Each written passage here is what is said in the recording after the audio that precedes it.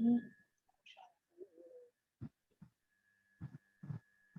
शांति अंजलि। ओम शांति। ओम शांति। ओम शांति। ओम शांति जी। ओम शांति। ओम शांति। ओम शांति। तो अपने इस दिव्य शुद्ध पवित्र मन के साथ, अपनी दिव्य अलौकिक पारस बुद्धि के साथ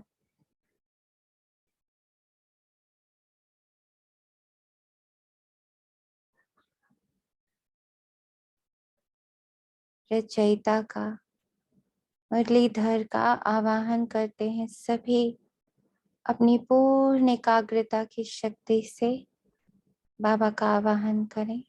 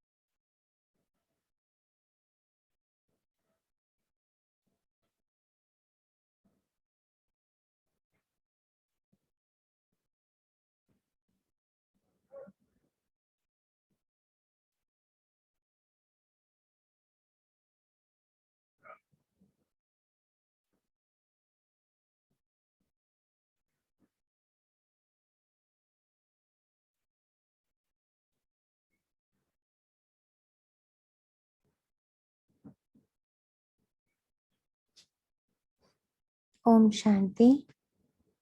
आज 6 अप्रैल 2022 प्रातः मुरली बाप दादा मधुबन से इस छोटे से मिनी मधुबन, इस चैतन्य तीर्थ स्थान, इस स्वर्गाश्रम, इस ईश्वरीय धाम, इस मुक्ति धाम, इस सुख धाम, इस स्वर्ग सैंपल में बाबा का स्वागत करते हैं।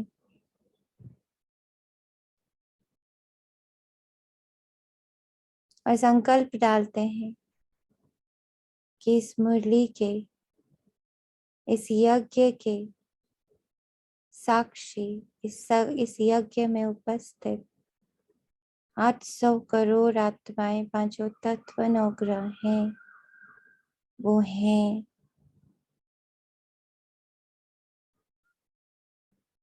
और इसकी धुन हर एक के कान में, हर एक के हृदय तक पहुंच रही है।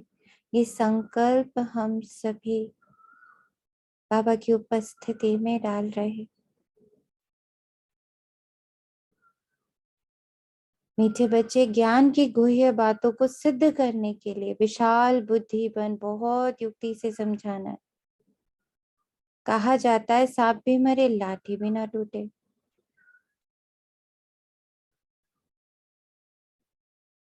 तो सभी अपनी दिव्य बुद्धि से बताएं, क्या कह रहा बाबा? सांप भी मरे लाठी भी ना टूटे। अपनी दिव्य बुद्धि से विशाल बुद्धि हो जाए समझाने के लिए। क्या अर्थ है इसका?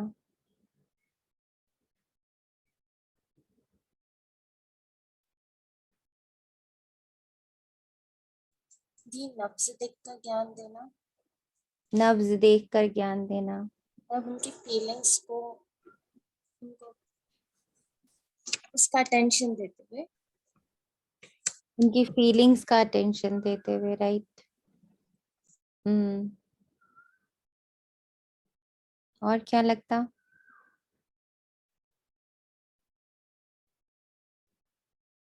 ओम शांति। ओम शांति। मुझे ऐसा लगता है सामने वाले को ज्ञान उन्हीं की भाषा में देना चाहिए। उन्हीं की भाषा में देना चाहिए। और सोचें।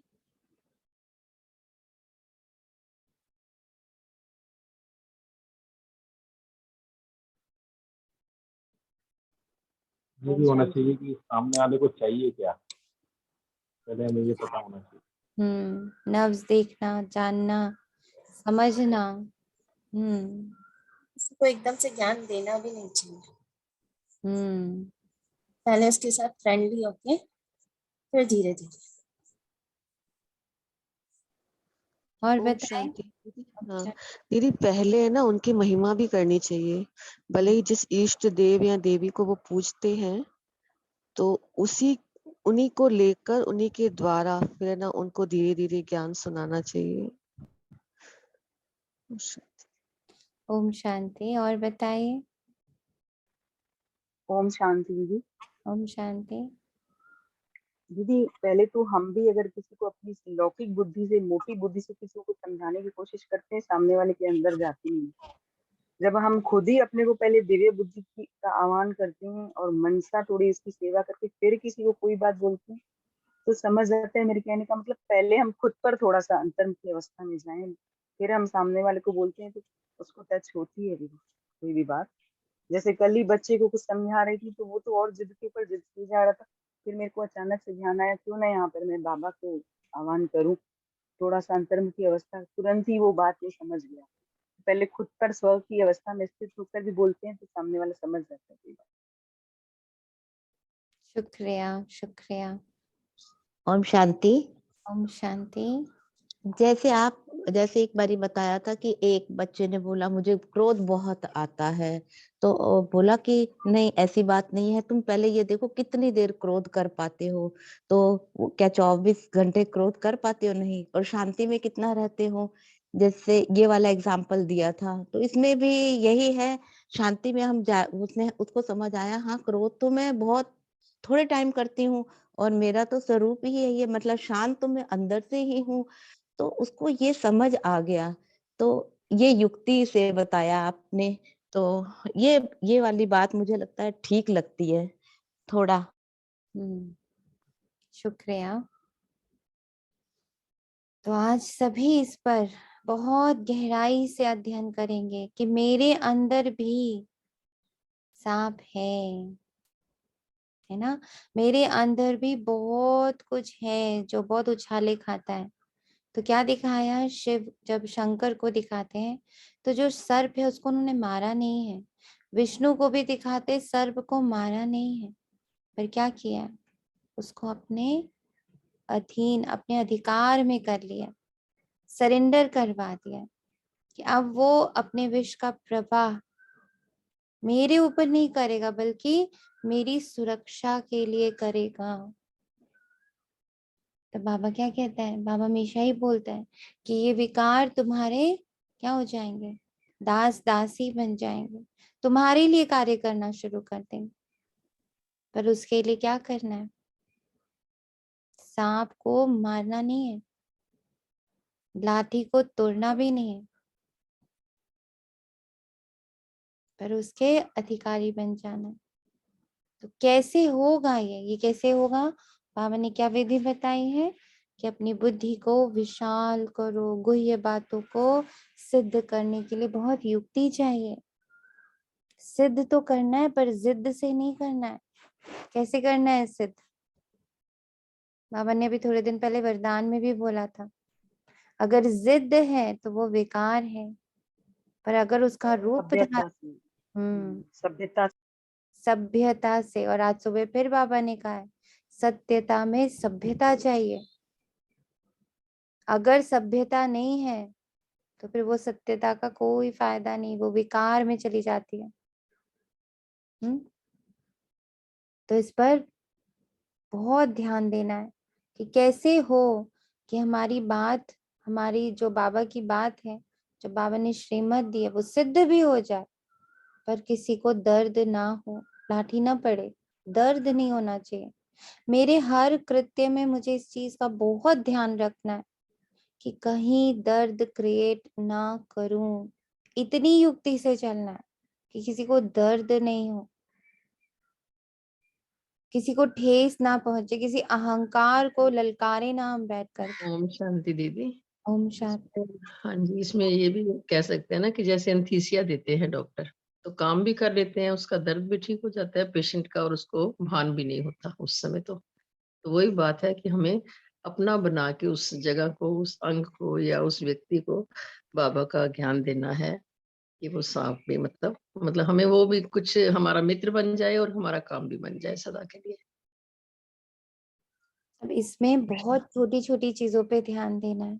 जी जी। अपनी जो हम लोग धारणाएं कर रहे होते हैं, कई बार जब हम अपने धारणाओं को बहुत एकदम कठोरता से बोल देते हैं, तो वो भी दूसरी आत्मा को बहुत जोर से हर्ट कर जाता है।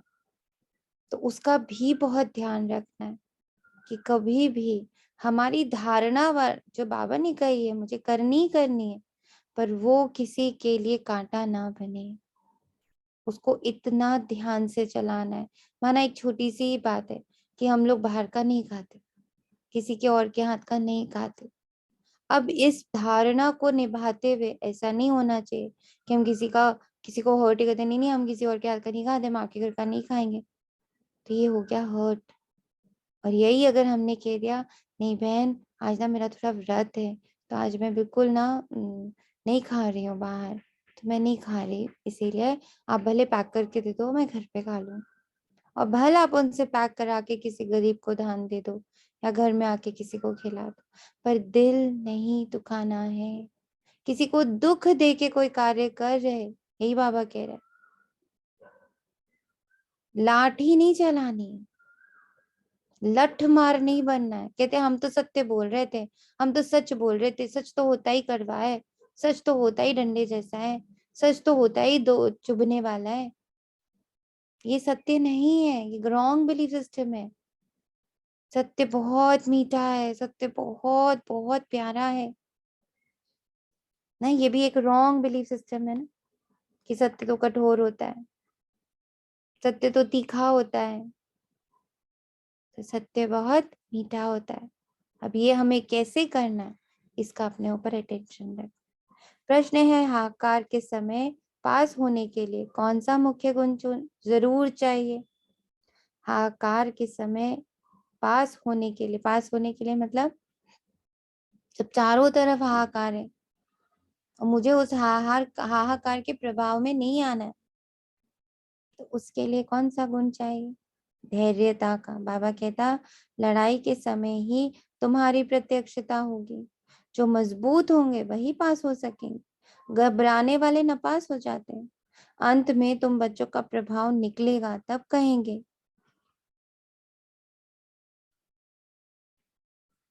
अहो प्रभु तेरी लीला। सब जानेंगे गुप्त वेश में प्रभु आया है। याद आ गया, थोड़े दिन पहले भी बाबा ने कहा हम सब क्या है, गुप्त वॉरियर्स हैं ना। जो सेंटर्स पे बैठे वो क्या हुए, वो फ्रंट वॉरियर्स हुए, वो दिख रहे हैं, उनको बाबा ने पोशाक दी है, जगह दी है, वो दिख रहे हैं, प्रत्यक्ष हैं। और हम बच्चे, हम प्रत्यक्ष नहीं, हम परोक्ष हैं, हम गुप्त वॉरियर्स हैं। तो जो आर्मी होती है या पुलिस होती है, वहां पे भी जो इंटेलिजेंस होता है ना, एकदम मतलब जो एकदम कोर इंटेलिजेंस होता है, उन लोग के बारे में किसी को नहीं पता होता है, उनके पास वर्दी नहीं होती है ना। तो वैसे ही बाबा हम बच्चों को कह रहे हैं, पर ये भी वही होंगे जो स्वयं को मानेंगे। हर पल स्वयं में ये बुद्धि में एकदम क्लियर होगा कि मैं यहाँ बाबा का भेजा हुआ विशेष गुप्तचर हूँ, गुप्त वेश में आया, प्रभु का क्या हूँ, परमात्मा का मैसेंजर हूँ। और ये दूसरों को भी अनुभव होगा बाबा के, कि उनको लगेगा कि ये गुप्त वेश में बैठे हुए कौन है, गुप्त प्रभु है। लेकिन उसके लिए क्या चाहिए, बहुत बहुत बहुत बहुत धैर्यता। तो आज धैर्यता को अपना एकदम परम मित्र, परम सहयोगी बना लो। प्रश्न है सबसे बड़ा सौभाग्य कौन सा है, दूसरा प्रश्न बाबा पूछ रहे हैं। बाबा कहते स्वर्ग में आना भी सबसे बड़ा सौभाग्य है। स्वर्ग के सुख तुम बच्चों ही देखते हो, वहां आदि मध्य अंत दुख नहीं होता। ये बातें मनुष्य की बुद्धि में मुश्किल ही बैठती हैं।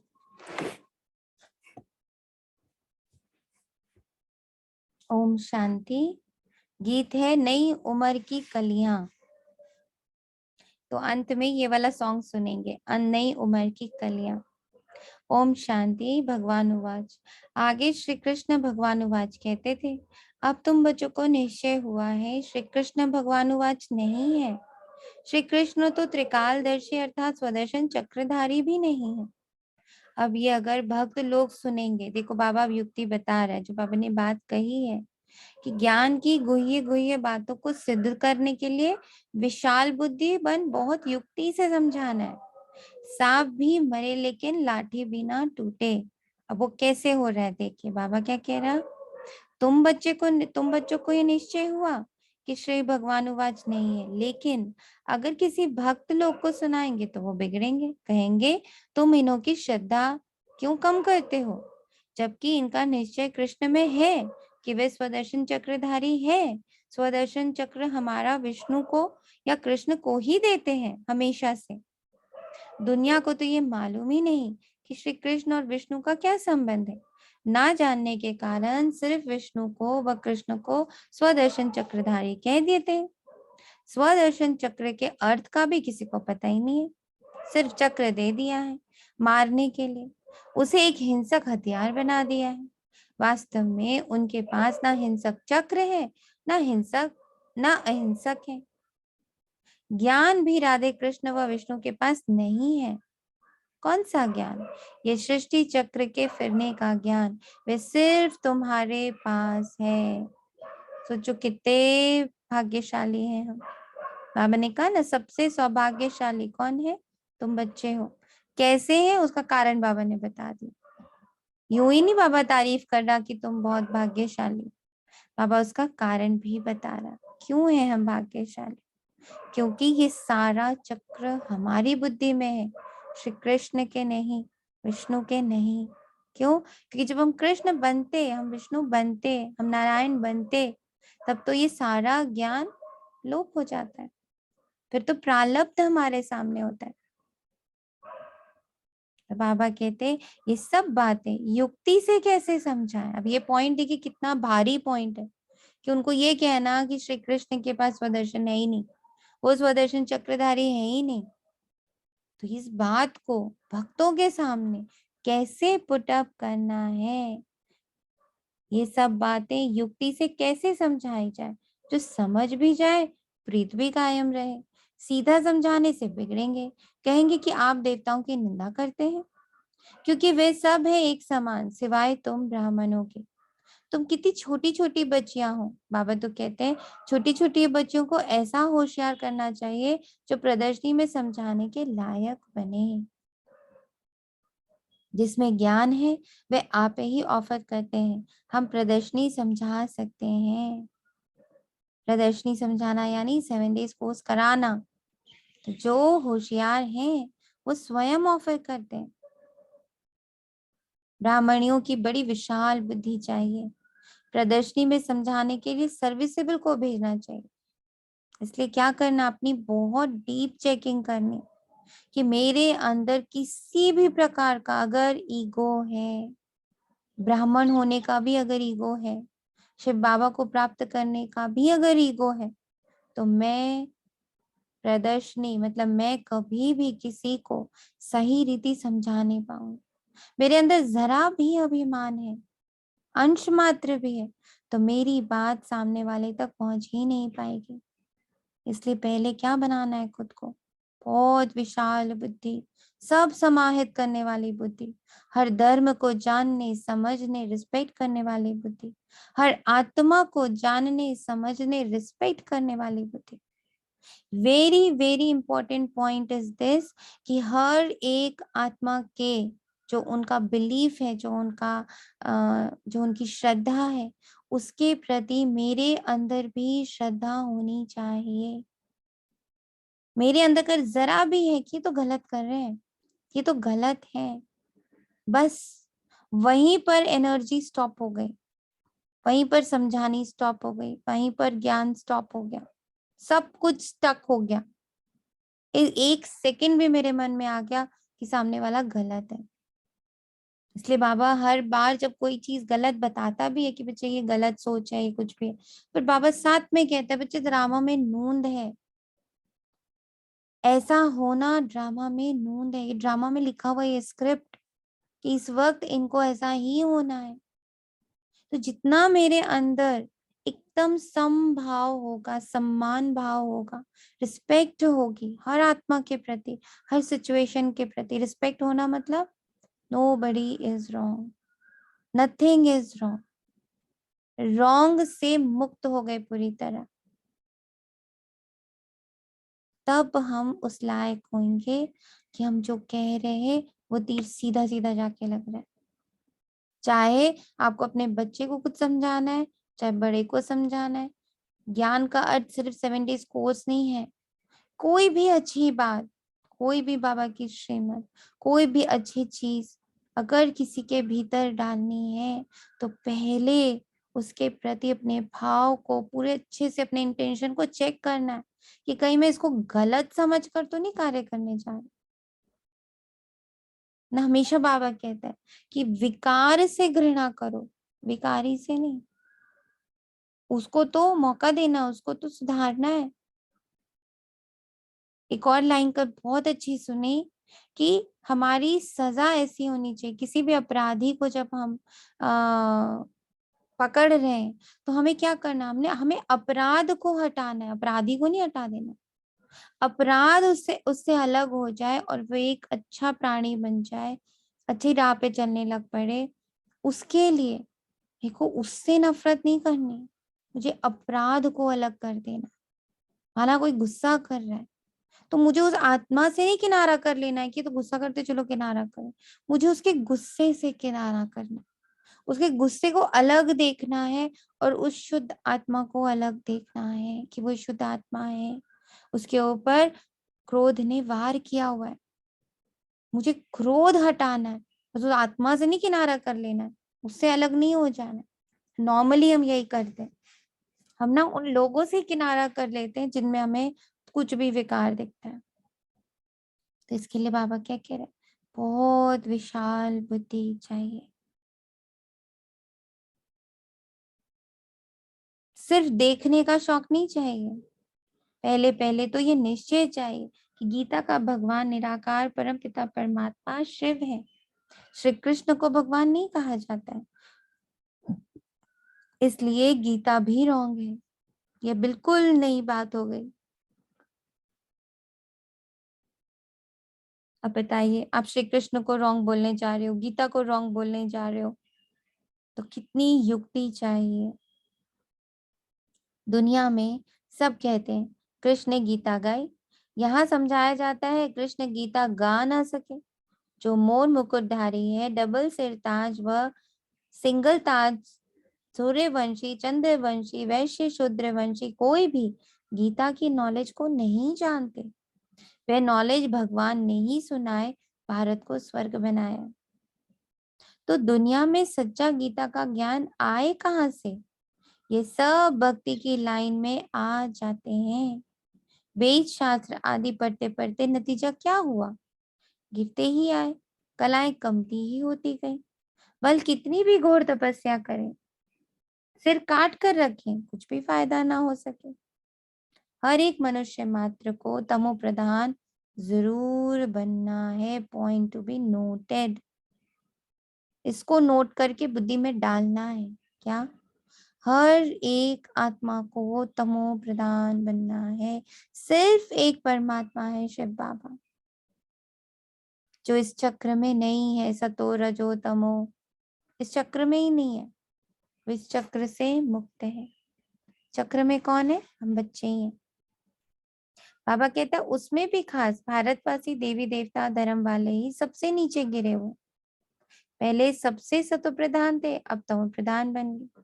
जो बिल्कुल उच्च पैराडाइज के मालिक थे, अब नर के मालिक बन गए। तुम बच्चों की बुद्धि में ये रहना चाहिए कि शरीर पुरानी जुत्ती है, जिससे हम पढ़ रहे हैं। अब बाबा ने देखिए कितनी जोर से एक जंप मारा है। आपने देखा इन दो लाइनों के बीच का आप ब्रिज कैसे बनाओगे। एक तरफ बाबा बातें कर रहा था सत्व प्रधानता की ना, सबसे ऊंचे पैराडाइज की, मालिक पने की, कैसे वो चक्र की है ना, एकदम से बाबा ने हाई जंप किधर मार दिया। तुम बच्चों की बुद्धि में ये रहना चाहिए कि शरीर पुरानी जुत्ती है जिसमें हम पढ़ रहे। अब इन दो बातों को आप रिलेट कैसे करोगे। एक के बाद दूसरा सेंटेंस जो हमेशा रिलेटेड होता है ना, जब आप कोई कहानी पढ़ते हो, जब आप कोई कुछ भी पढ़ते हो, तो पहली लाइन दूसरी लाइन से रिलेटेड होती है। ऐसे नहीं होता है कि अचानक से हम चांद सितारों की बात कर रहे हैं और उसके बाद सीधा पहुंच के आपने खाना खाया है ना, एकदम से चांद सितारे, चांद की क्वालिटी, सूरज की क्वालिटी, एकदम से उसकी बातें कर रहे हैं और एकदम से मैं वो एकदम से हम आगे जंप करके कि आज खाना क्या बना आपको पता है, सब्जियां कैसी होती है आपको पता है। तो ये क्या कहेंगे हमारे, अचानक से आप कहाँ आ गए, एक जगह से दूसरी जगह कैसे जंप कर गए। कोई रिलेशन ही नहीं है दोनों बातों में, एक तरफ चांद सितारे और एक तरफ सब्जी भाजी। तो क्या आपको लगता है कि बाबा भी इररिलेवेंट हो सकता है। बाबा ऐसे इररिलेवेंट बातें करेगा अचानक से। बाबा पैराडाइज की बात कर रहा है, सत्व प्रधानता की बात कर रहा है, भारत के देवी देवता धर्म की बात कर रहा है और अचानक से कह दिया कि तुम्हारी बुद्धि, ये तुम्हारा शरीर पुरानी जुत्ती, इसमें तुम पढ़ाई कर रहे हो। व्हाट इज द रिलेशन दोनों सेंटेंसेस के बीच में। ओम शांति। दीदी ये आत्मा की जर्नी के लिए पापा बता रहे हैं कि पहले वो सत्व प्रधान थी, फिर धीरे धीरे अब वो पुराना, यह एक ही आत्मा है जो भिन्न भिन्न रोल निभाते हुए अब पुरानी हो गई है। बहुत सुंदर, बहुत सुंदर। और बताएं किसी का और कोई मंथन चल रहा। दीदी अहंकार वाली भी बात है ना, पहले वो भले उस स्वर्ग के मालिक थे जैसे बताया, फिर नीचे उन्होंने अपने आप को क्या बता दिया, एकदम साधारण सा रथ थे उन्होंने, तो इतना सब कुछ होते हुए भी अहम भाव को भी हटाया है, ये भी दिख रहा है। ओके, और देखें और क्या लग रहा। ओम शांति दीदी, ये भी हो सकता है कि जैसे बाबा कहते हैं कि पल में जीवन मुक्ति, सेकंड में मुक्ति और जीवन मुक्ति। क्योंकि जब हमें नीचे गिरने में तो कितने 65 वो लग गए जन्म, लेकिन बाबा जैसे ही आते हैं तो बाबा एकदम हमें मतलब रोल शुरू हो जाता है हमारा पावन बनने का। तो फिर एकदम हम मतलब पुरानी जुत्ती, यानी जो ये जिस शरीर में बाबा हम हैं और बाबा आते हैं उसको पुरानी जुत्ती बोला गया है। और फिर वही है कि हम मतलब कैसे बाबा हमें सीढ़ी चढ़ा देते हैं एकदम ऊपर, स्वर्ग के रास्ते हमें स्वर्णिम युग में चले जाते हैं हम। तो इससे हमारी आत्मा एकदम पवित्र हो जाती है, रोल शुरू हो जाता है वो हमारा। ये भी कुछ हो सकता है। सोचिए, सभी सोचिए। बाबा कहता है देवी देवता धर्म वालों की सबसे जास्ती पुरानी जुत्ती है। देवी देवता धर्म वालों की सबसे जास्ती पुरानी जुत्ती है। भारत ये भी शिवालय कर्म ज्यादा किए हैं। हाँ, हम ही सबसे पहले आए तो हमने भी कर्म ज्यादा किए ना, पुरानी क्योंकि हमने जुत्ती का अर्थ क्या है। पुरानी शरीर सबसे जास्ती पुरानी जुत्ती है। डी मीन्स बुद्धि, बुद्धि, बुद्धि। बुद्धि, बुद्धि रूपी जो जर्नी काफी लंबी है, मतलब देवी देवता वहाँ सचमुच में हुए थे एकदम, तो सबसे ज्यादा लंबी जर्नी। सबसे ज्यादा लंबी जर्नी, सबसे पुरानी जुत्ती। ओम शांति। ओम शांति। सबसे पुराने बिलीफ सिस्टम।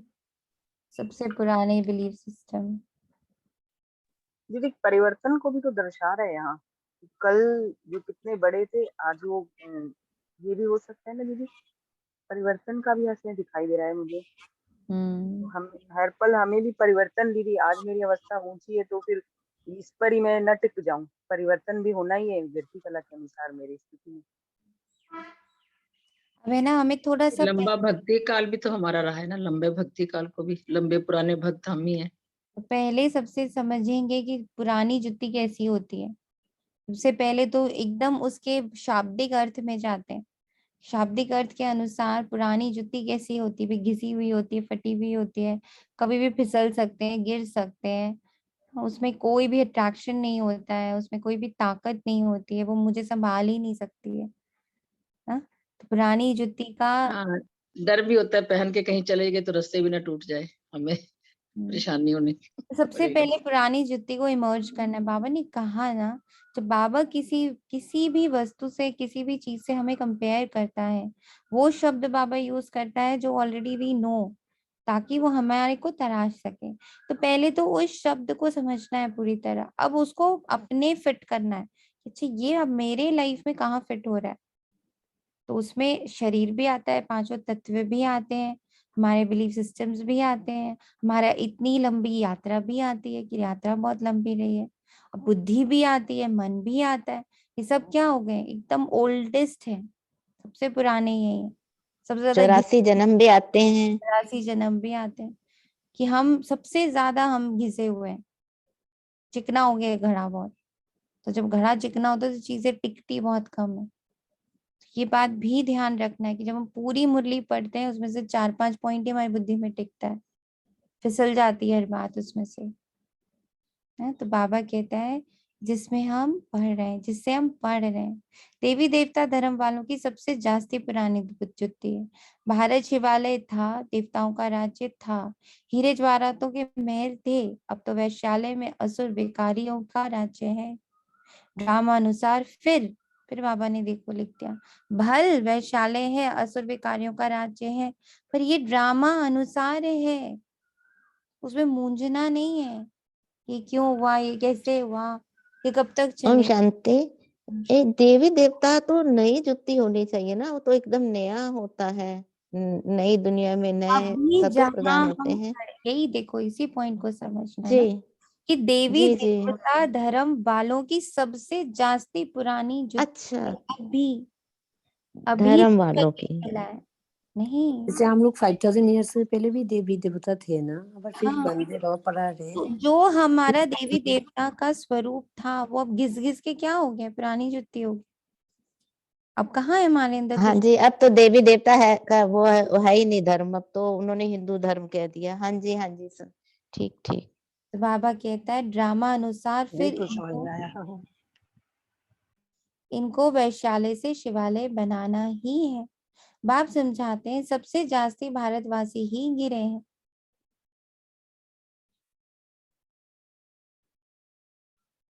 आधा कल तुम ही विषय विकारी थे, अजामिल जैसे पाप आत्मा भी भारत में ही थे। सबसे बड़ा पाप है विकार में जाना। देवताएं जो संपूर्ण निर्विकारी थे वे विकारी बन गए हैं, गोरे से सांवरे बन गए, सबसे ऊंचे से ऊंचे सबसे नीचे के नीचे बन गए। आप कहते हैं जब संपूर्ण तमो प्रधान बन जाते हैं तब उन्हों को मैं आकर संपूर्ण सतो प्रधान बनाता हूँ। अभी तो कोई को संपूर्ण निर्विकारी कह ना सके, बहुत फर्क है। भल करके ये जन्म कुछ अच्छा है, आगे का जन्म तो अजामिल जैसा होना चाहिए। बाबा कहते हैं मैं पतित दुनिया और पतित शरीर में ही प्रवेश करता हूँ, जो पूरे 84 जन्म भोग तम प्रधान बने हैं। अजामिल की स्टोरी सबको पता है।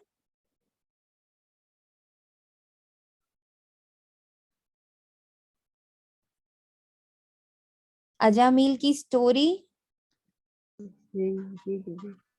बताएं चांदनी आत्मा।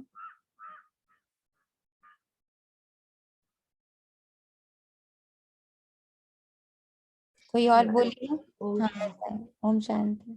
वो बहुत बड़ा मतलब ब्राह्मण था, फिर हम्म भी मतलब विकारों को देख के उसके अंदर इच्छा उत्पन्न हुई थी, और फिर वो मतलब एक वैश्या को लेके घर आया था। तो ऐसे ऐसे करके मतलब वो भी बहुत बड़ा विकारी बन गया था। फिर बाद में कुछ ब्राह्मण जो उसके घर भोजन पे आए थे, तो उन्होंने मतलब उस स्त्री को बताया था कि ये बहुत अच्छा व्यक्ति है, बस वो मतलब बुरे संगत में आ गए हैं। तो फिर ऐसे करके वो जाके फिर बाद में मतलब सुधार हुआ था। और अब उसके बेटे का जो 10वां बेटा था उसका नाम नारायण रखा था, उसके थ्रू उसका उद्धार हुआ था। हम्म कैसे उद्धार हुआ था, शॉर्ट में बता दीजिए। मतलब नारायण नारायण करता था, तो अंत में जब उसका मतलब लास्ट समय चल रहा था, तो बहुत तेजी से उसने नारायण मतलब करके पुकारा, तो स्वयं नारायण आ गए थे। तो ओम और शांति। मतलब यमराज उसको लेने आए थे, बट उन्होंने कहा कि ये मेरा भक्त है, इसने मुझे पुकारा है, तो इसका तो उद्धार करना ही है। ओम करके शांति। फिर ओम शांति। ऐसे समय में उसे बहुत प्यास लगी थी, तो पानी मांग रहा था, इसलिए उसने लड़कों को नारायण नारायण कह के पुकारा। तो बाबा क्या कह रहा है कि जैसे अजामिल की स्टोरी हुई है ना, इतना अच्छा ब्राह्मण होते हुए भी वो फंस गया ना, विकार में वशीभूत हो गया, शादी कर ली, फिर उसने अब उसका उद्धार कैसे उसकी वाइफ ने किया कि मैं को इनका उद्धार, ये जब अच्छे थे, ये अच्छे हैं, इनको मैं कैसे ठीक करूं, तो क्या किया, अपने बेटे का नाम ही नारायण रख दिया। तो अब जब अंत में, जब एक तो वो सारा दिन उसको पुकारता था क्योंकि वो बेड रिडन था, तो सारा दिन वो काटता था कि आओ मेरी मदद करने के लिए, बाथरूम जाने के लिए, कुछ करने के लिए। तो एक तो उसके मुख पर नारायण बैठने शुरू हो गया, नारायण शब्द। और उसके बाद लास्ट में जब उसको पानी की प्यास लगी तो उसने खूब आवाजें मारी, तो क्या हो गया, स्वयं नारायण ही प्रकट हो गए और उनका उद्धार हो गया। इससे क्या सीख मिल रही कि हमारी जो अंत मति सो गति। अंतमति सो गति अंत में को जो याद बनाने रहे। के लिए, अंतमति सो गति बनाने के लिए क्या करना पड़ेगा, युक्तियां रचनी पड़ेंगी। जैसे उसके लिए उसकी वाइफ ने युक्ति रची ना कि अब नारायण का नाम ही रख देंगे तो नारायण नारायण करेगा ही बैठ करके। ऐसे ही अपने मन, अपनी बुद्धि के लिए हमें युक्तियां रचनी पड़ेंगी कि अंतमति सो गति हो। अपने सारे कर्मेंद्रियों के लिए युक्तियां रचनी पड़ेंगी। ओम शांति दीदी। दीदी शिव बाबा को ही अपना बेटा मान लेंगे। ये क्या मान लें, ये एक तो हो गया कि शिव बाबा को अपना बेटा मानेंगे, लेकिन उसके अलावा जो मेरे मन बुद्धि संस्कार है उनके लिए भी हमें कुछ चीजें, कुछ युक्तियां फिक्स करनी पड़ेंगी। जैसे कि मेरा मन भी बार बार बाबा को ही पुकारे, मेरी बुद्धि को भी सिर्फ बाबा ही दिखे, मेरे संस्कार भी बाबा वश हो जाए, उनको कुछ और भाए ही ना। ऐसी युक्तियां हमें रचनी है इन तीनों के साथ भी। मेरी आंखें सिर्फ और सिर्फ वही देखे जो बाबा मुझे दिखाना चाहते, मेरे कान वही सुने जो बाबा मुझे सुनाना चाहते हैं, मेरा मुख वही बोले जो बाबा बुलवाना चाहते हैं, मेरी आवाज में वही मिठास हो जो बाबा चाहता है। एक्यूरेट बाबा जैसे आश लेके बैठा हुआ है, जैसी वो कल्पना लेके बैठा हुआ है कि मेरा बच्चा मतलब ये, तो मेरी सारी कर्मेंद्रियां उस अनुसार चले। उसके लिए क्या करना पड़ेगा, युक्ति रचनी पड़ेगी, जैसे अजामिल के लिए युक्ति रची गई ना। बाबा कह रहा है भल इस समय। शांति दीदी। ओम शांति। दीदी कल नुमा शाम में जो सोमान बाबा ने कराया ना कि मैं हर कर्म से स्वतंत्र हूँ, भिन्न हूँ, अलग हूँ, मुक्त हूँ, ये वाला थोड़ा सा सोमान है ना, ये हाई जंप लग रहा था इसमें कि भाई हाँ, इसको लेकर के हम खुद ही डिटैच या साक्षी भाव में आ पा रहे थे। तो युक्तियां तो बहुत बाबा बताते हैं कि जिसको जो सूट करे। बिल्कुल राइट कह रहे हो आप। और ये वाला स्वमान बहुत भिन्न लग रहा है, और सच में ये थोड़ा सा हाई जंप वाला लग रहा है, जो डिटैचमेंट वाला लग रहा है कि हम मुक्त हैं, स्वतंत्र हैं, हर एक से, हर एक कण कण से मैं मुक्त हूँ, स्वतंत्र हूँ, मैं शिव शक्ति हूँ। तो इसी तरह से वही जैसे अभी आपने कहा कि ऐसी युक्तियां हमें ढूंढती रहनी है ताकि हमारे हर एक, मेरा अंश अंश जो भी है वो सब क्या हो जाए, अंतमति सो गति में आ जाए, मति में ही बाबा हो। बाबा कहते भल इस समय। ओम शांति। ओम शांति। आज सुबह भी तो आपने मुक्त करवाई दी ना बाबा ने उनको, सारी विल पावर दे दी, सब दे दिया उनको, स्वतंत्र मुक्त हो गए ना। बिल्कुल हो गया। कल नुमा शाम हमने ये जो किया, तो आज सुबह बिल्कुल सब हमने दे दिया, तो सब मुक्त हो गए, एकदम स्वतंत्र हो गए। हाँ एग्जैक्टली। पावर देते कंटिन्यूटी में दिख रहा है कि बाबा जो कुछ भी करता जा रहा है, एक सूत्र से दूसरा सूत्र जुड़ा हुआ है, एक मोती से दूसरा मोती जुड़ा हुआ है, एक सेकंड से दूसरा सेकंड जुड़ा हुआ है, एक प्रहर से दूसरा प्रहर जुड़ा हुआ है, अलग अलग चीजें नहीं हो रही हैं। हम तो जैसे प्रकृति की ओर हल्का महसूस हो रहे हैं बहुत, बहुत हल्का फ्री महसूस। फ्री माइंड एकदम, ऐसा लग रहा है कि अब बिल्कुल कुछ नहीं है। ग्रेट। जब से ये हुआ ना कि कोई भी चीज जो है वो सॉलिड है ही नहीं, सब लिक्विड है, सब में सब चीजें जा रही हैं, तब से मतलब बहुत लाइट सा लगने लगा है सच में।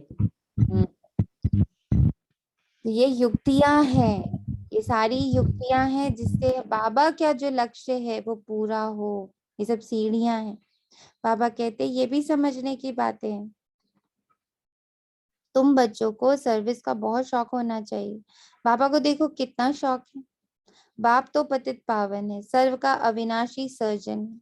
तुमको कैसे अच्छी दवाई देते हैं। कहते हैं मुझे याद करने से तुम कब रोगी नहीं बनेंगे, तुमको कोई दवा दरम नहीं चाहिए करनी पड़ेगी। ये श्रीमत है ना कि कोई गुरु का मंत्र आदि है। बाबा कह रहे हैं ये श्रीमत है, ना कि कोई गुरु का मंत्र आदि है। बाप कहते हैं मुझे याद करने से तुम्हारे विघ्न विनाश होंगे, फिर माया का विघ्न नहीं आएगा, तुम महावीर कहलाएंगे। स्कूल में रिजल्ट पिछाड़ी को ही निकलती है, ये भी अंत में मालूम पड़ेगा। अब यहाँ भी बाबा एक बहुत इंपॉर्टेंट लाइन कह रहा है। कई बच्चों को ये शिकायत होती है कि बाबा हम कर तो रहे हैं, कुछ हो तो रहा नहीं, कुछ दिख तो रहा नहीं, कुछ महसूस तो हो नहीं रहा, कुछ बदल तो रहा ही नहीं। ये बड़ा कॉमन से बच्चों के कंप्लेंट्स होती है कि दीदी करा तो हमने, बाबा को जान लिया, सब करा, हम कर भी रहे हैं, पर कुछ बदल ही नहीं रहा है। उसी का आंसर बाबा दे रहा है। क्या दे रहा है? जो रिजल्ट होती है वो हमेशा अंत में मालूम पड़ती है। पढ़ाई की भी रिजल्ट जो होती है, हम पास हुए कि फेल हुए, ये लास्ट में साल के अंत में पता चलता है। मिड में इतने टेस्ट होते हैं, इतने एग्जाम्स होते, सब कुछ होता है, बट फाइनल नहीं बोला जाता है कि अच्छा आप सेकंड में जाओगे कि नहीं जाओ, आप 12th में जाओगे कि नहीं जाओ। वो चीज तो लास्ट में ही बताई जाती है। इसलिए क्या पकड़ना था आज बाबा ने, कौन सा गुण धारण करने को बोला, किसी को याद है? धैर्यता। धैर्यता। धैर्यता हमें रखनी है। बाबा कहता ये भी अंत में मालूम पड़ेगा, जब लड़ाई शुरू होती है तब तुम्हारी भी प्रत्यक्षता होती है। देखेंगे तुम कितने निडर हो, कितने निर्भय बने हो। बाप भी निर्भय है ना। कितना भी हाहाकार मच जाए, धैर्यता से समझाना है कि हमें तो जाना ही है, चलो हम चले अपनी मंजिल माउंट आबू बाबा के पास। घबराना नहीं है, घबराने में भी नापास हो जाते। इतना मजबूत बनना है। पहले पहले आफतें आएंगी, अकाल की, बाहर से अनाज आ नहीं सकेगा, मारा मारी हो जाएगी, उस समय कितना निडर बनना पड़े। लड़ाई में कितने पहलवान होते हैं, कहते मरना और मारना है, जान का भी डर नहीं है। भल उनको भी ये ज्ञान नहीं है कि शरीर छोड़ दूसरा लेंगे, उनको तो सर्विस करनी है। वो लोग सिखाते हैं बोलो गुरु नानक की जय, हनुमान की जय। तुम्हारी शिक्षा है शिव बाबा को याद करो। कितना अच्छा एग्जाम्पल बाबा ने दिया कि जो सैनिक होते हैं, जो आर्मी के पर्सन होते हैं, उनको ये तो पता भी नहीं है कि हम एक शरीर छोड़ के दूसरा शरीर लेंगे। वो तो सर्विस के लिए ही इतने त्यागी और तपस्वी होते हैं, मरना और मारना दोनों के लिए तैयार होते हैं। बाबा कह रहे तुम तो रूहानी सर्विस हो, धारी हो ना, सेवाधारी हो, तो तुम्हें तो मिटने में डरना ही नहीं चाहिए, तुम्हें शरीर छोड़ने में तो डरना ही नहीं चाहिए। तुम्हें तो पता है एक शरीर छोड़ा तो दूसरा लेंगे, तुम्हें तो पता है हमें क्या, कहाँ से मरना है, किसको मारना है ना, किसको मरना है, कैसे मरना और मारना है, बताइए। हमें भी तो मरना और मारना की प्रतिज्ञा करनी है, कैसे क्या करना है।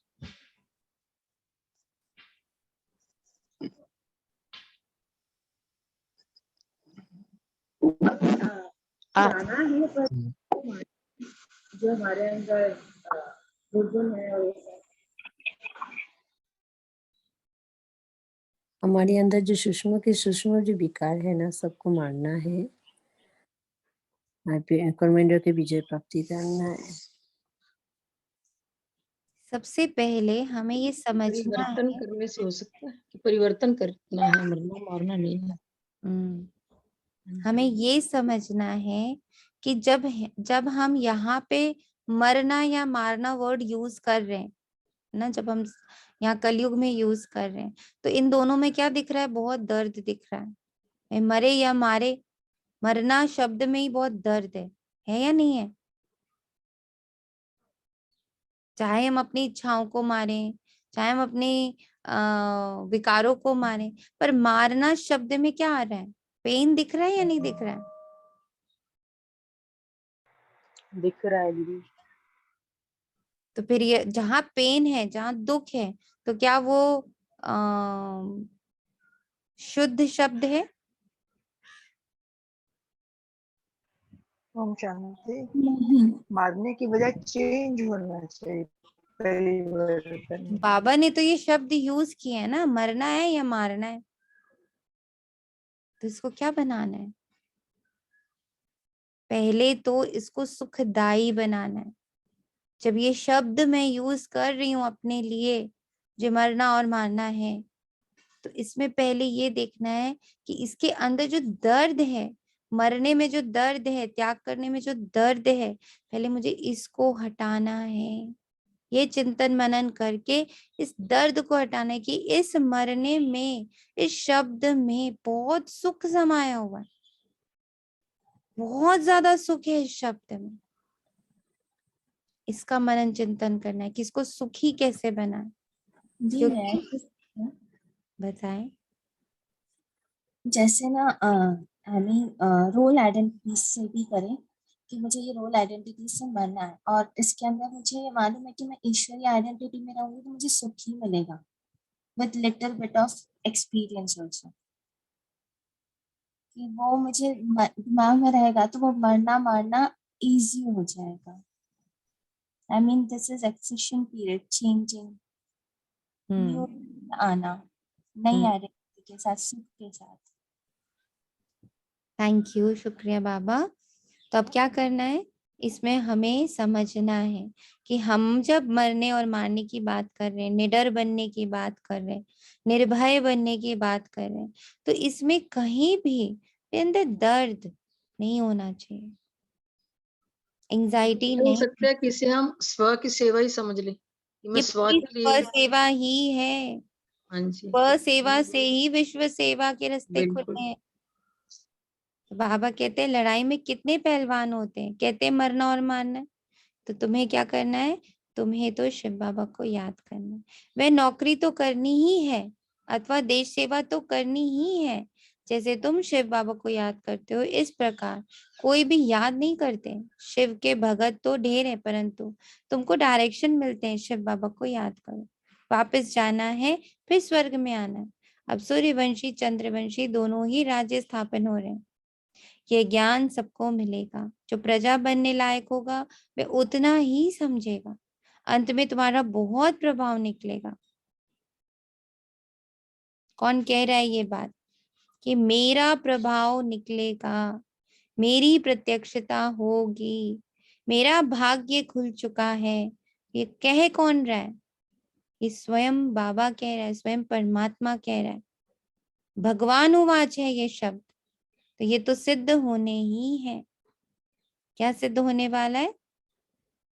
तुम्हारा प्रभाव निकलेगा। तब कहेंगे अब अहो प्रभु तेरी लीला, जानेंगे कि प्रभु गुप्त वेश में आया है। कोई कहे परमात्मा का व आत्मा का साक्षात्कार हो, परंतु साक्षात्कार से कोई फायदा ही नहीं है। समझो सिर्फ लाइट चिंगारी देखी, परंतु समझेंगे कुछ भी नहीं है कौन है, किसकी आत्मा है, वह परमात्मा है, वो भी नहीं समझ में आएगा। देवताओं के साक्षात्कार में तो फिर भी कुछ भपका होता है, खुशी होती। यहाँ तो ये भी नहीं जानते कि परमात्मा का रूप क्या है। जितनी पिछाड़ी होती जाएगी तो बाबा बुद्धि का ताला खुलता जाएगा। स्वर्ग में आना ये भी सौभाग्य है।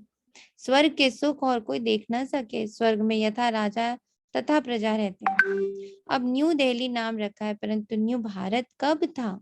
ये तो पुराना भारत है। नए भारत में सिर्फ देवता धर्म था, बिल्कुल थोड़े थे, अब तो बहुत है। कितना रात दिन का फर्क है, अखबार में भी समझा सकते हैं। तुम न्यू दिल्ली न्यू भारत कहते हो, परंतु नव भारत न्यू दिल्ली तो कोई नई दुनिया में होगी, वे तो पैराडाइज होगा। सो तुम कैसे बना सकते हो? यहाँ तो अनेक धर्म है। वहां एक ही धर्म है। ये सारी समझने की बातें हैं कि कैसे पॉसिबल होगा, बताइए। अभी तक की जो हमारी जर्नी है उससे कैसे आप ये बात सिद्ध करोगे, कैसे होने वाला है कि सब कुछ एक होने वाला है? क्या विधि है सब कुछ एक करने की? बाबा बता रहे भाई इतने तो विभाजन है, इतने तो धर्म है, इतनी तो चीजें हैं, इन सब को एक करने में करना क्या होगा?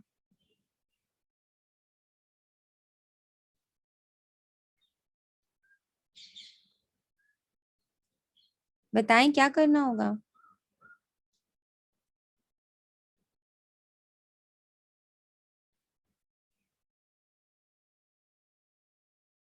दीदी एक आत्मा के स्वधर्म में टिकना होगा और सबको आत्मा के स्वधर्म में टिकना होगा। अच्छा, और यदि एकांत में, एक के अंत में चला जाना होगा, एकांत। और बताएं।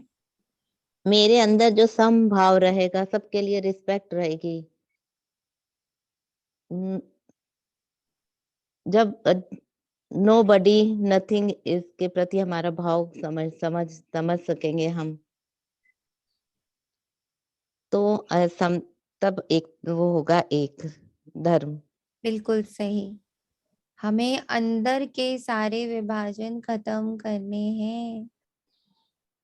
बाबा ने दिखाया तुम्हारी बुद्धि इतनी बटी हुई है, और 63 जन्म में उसके न जाने कितने विभाजन हो चुके हैं, कितना घिसा जा चुका है उस पर, कितनी लेयर चढ़ाई जा चुकी है, उसको कितना चिकना बना दिया गया है। तो उसके लिए बाबा क्या कह रहा है, पहले मुझे अपनी बुद्धि को एक करना होगा। ये सब मूल वतन से आए हैं, हम सब आत्माएं ज्योतिर्बिंदु स्टार मिसल हैं। जैसे स्टार आकाश में खड़े हैं, कोई गिरते भी नहीं, ऐसे हम आत्माएं ब्रह्मांड में रहती हैं। बच्चों को अब मालूम पड़ा है कि निर्वाण धाम में आत्मा बोल ना सके क्योंकि शरीर है ही नहीं। तुम कह सकते हो हम आत्माएं परम धाम की रहने वाली, ये नई बात है। शास्त्रों में लिख दिया आत्मा बुदबुदा है, सागर में समा जाती है।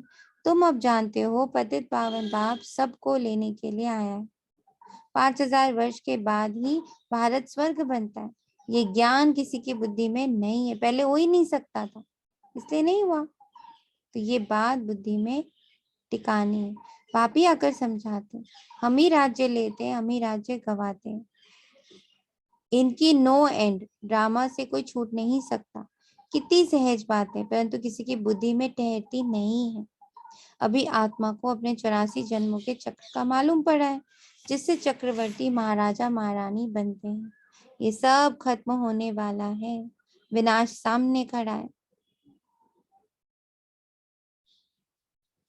फिर क्यों लोभ जास्ती करें, धन इकट्ठा करना का। सर्विसेबल बच्चा है तो उनकी यज्ञ से पालना होती है, सर्विस नहीं करते तो उस पद भी नहीं मिलेगा। बाबा से पूछ सकते हो कि हम इतनी सर्विस करते हैं जो उच्च पद पाए? बाप कह देते हैं आसार ऐसे दिखाई देते जो तुम प्रजा में चले जाएंगे। बाबा देखो कैसे दो टुक जवाब देता है। बाबा कह रहे आसार ऐसे दिखाई देते हैं कि तुम प्रजा में चले जाए, यहाँ ही मालूम पड़ जाता है। छोटे छोटे बच्चों को भी सिखलाकर इतना होशियार बनाना चाहिए जो प्रदर्शनी में सर्विस करके शो करें। आज बाबा ने बच्चों पे बहुत फोकस किया है। छोटी छोटी ब्राह्मणी, छोटी छोटी बच्चियां, छोटे छोटे बच्चों पर बाबा ने बहुत फोकस किया है।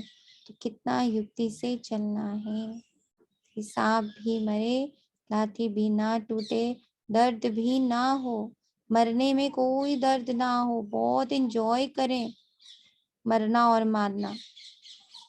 अच्छा, मीठे मीठे सिखिलते बच्चों प्रति माता पिता बाप दादा का याद प्यार और गुड मॉर्निंग। रूहानी बाप की रूहानी बच्चों को नमस्ते।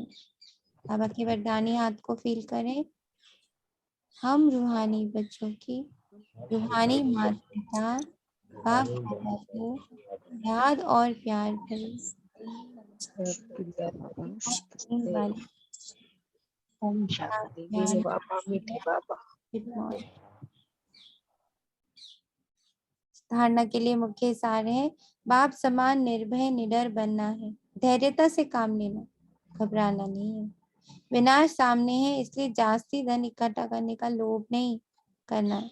उस पद के लिए ईश्वरीय सेवा कर कमाई जमा करनी है। वरदान है, सर्व खजाने जमा कर रूहानी फकुर नशे में रहने वाले बेफिक्र बादशाह भव। बाप दादा द्वारा सब बच्चों को अखुट खजाने मिले। जिसने अपने पास जितने खजाने जमा किए उतना ही उनकी चलन और चेहरे में वो रूहानी नशा दिखाई देता है। जमा करने का रूहानी फकुर अनुभव होता है। जिसे जितना रूहानी फकुर रहता है उतना उसके हर कर्म में वो बेफिक्र बादशाह की झलक दिखाई देती है। क्योंकि जहां फकुर है वहां फिक्र नहीं रह सकती। जो ऐसे बेफिक्र बादशाह हैं वे सदा प्रसन्न चित्त हैं। आज जो बाबा ने सुबह अमृत वेले हमें करवाया, सब कुछ बाबा के नाम, एकदम बेफिक्र बादशाह ही नहीं मेरे पास कुछ। फिक्र तो तब होती है जब हमारे पास कुछ होता है, उसको संभालना है, उसको सहेजना, उसको लॉकर में बंद करना। जब सब कुछ मैं बाबा को दे चुकी हूँ, अर्पण कर चुकी, सारी डोर बाबा को पकड़ा दी, तो मैं क्या हो गई हूँ? बेफिक्र। अपनी सारी फिक्र भी बाबा को पकड़ा दी, मैं क्या हो गई? बेफिक्र बादशाह। जो बेफिक्र बादशाह है वही प्रसन्न रहेगा। इक्वेशंस बने। विल कर दी ना, बाबा को नाम सब कुछ विल कर दिया आज हम लोगों ने। यस सुबह से सब तन मन धन सब कुछ, सब श्वास वगैरह सब उसके नाम। तो अब दिन भर ध्यान भी तो रखना है कि अब जब जो चीज किसी को दे चुके हैं, हम उसको विल कर चुके हैं, पर उसने अभी कहा कि अच्छा अभी अपने पास रखो, मैं आकर लेता हूँ, तो अब मैं क्या हूँ? मैं सिर्फ सच में आज आज आज ऐसे ही लग रहा था, आज विल करी है ना, आज विल करी है ना, आज सब कुछ दिया है ना, तो बड़ा ध्यान रखना है, भूलना नहीं है। मन में ऐसा आया, उसको पर्सनल यूज में यूज नहीं कर सकते। हाँ लगा कि आप प्रतिज्ञा करवा ली ना एक तरह से। विल कर साइन भी तो दिया। करवा दी।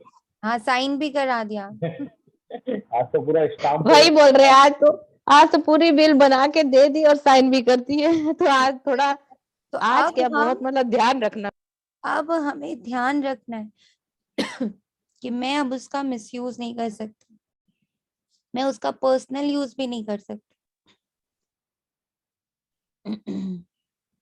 तो बाबा ने कहा ऐसे बेफिक्र बादशाह सदा प्रसन्न चित्त हैं। स्लोगन है, ज्ञानी तो आत्मा वे है जो ज्ञान डांस के साथ संस्कार मिलन की डांस जानते हैं। सिर्फ युक्ति से चलना है, संस्कार मिलन करना है। तो जितना ज्ञान का मंथन कर पा रहे हैं, आज पूरी विशाल बुद्धि की परिभाषा ही बाबा ने पूरी मुरली में बताई कि सब जानते हैं हम कि कृष्ण कौन है, गीता क्या है ना, इस सृष्टि चक्र कैसे चल रहा है, स्वदर्शन चक्र क्या है, वो कौन धारण किए बेटा, ये सब सत्य हमें पता है। पर इसे पुटअप कैसे करना है, वो सबसे बड़ी कला है, जिसमें दर्द नहीं होना चाहिए। दर्द से पूर्णता मैं भी मुक्त और मैं अन्य आत्माओं को भी मुक्त रखूं। मेरा कोई भी कृत्य दर्द नहीं क्रिएट कर सकता। अच्छा, शुक्रिया बाबा। ओम शांति। तेरा आपने तो पूरा सार बता दिया, पूरा का पूरा लास्ट में। और उसके लिए सबसे बड़ा गुण कौन सा धारण करना है? धैर्यता का। कि कितनी भी हलचल हो, कितने भी तूफान आए, कितने भी कुछ भी हो जाए, नेचुरल कैलेमिटीज आ जाए, अकाल पड़ जाए, सूखा पड़ जाए, कुछ भी हो जाए, अब ये सब अंदर की बात है। अंदर में अकाल कैसे पड़ता है, अंदर में सूखा कैसे पड़ता है, अंदर में नेचुरल कैलेमिटीज कैसे आती है, ये सब समझना है। ये सिर्फ बाबा बाह्य जगत की बात नहीं कर रहा है, अंतर जगत की भी बात कर रहा है। अंतर में भी बहुत कैलेमिटीज आती है, तो ये कैसे करना है, कैसे धैर्यता साधे रखना है, ये हमारा क्या है, यही हमारा सबसे बड़ा आज गुण धारण यही करना है, युक्ति आज युक्त का होकर सम्मान के है। चलना है।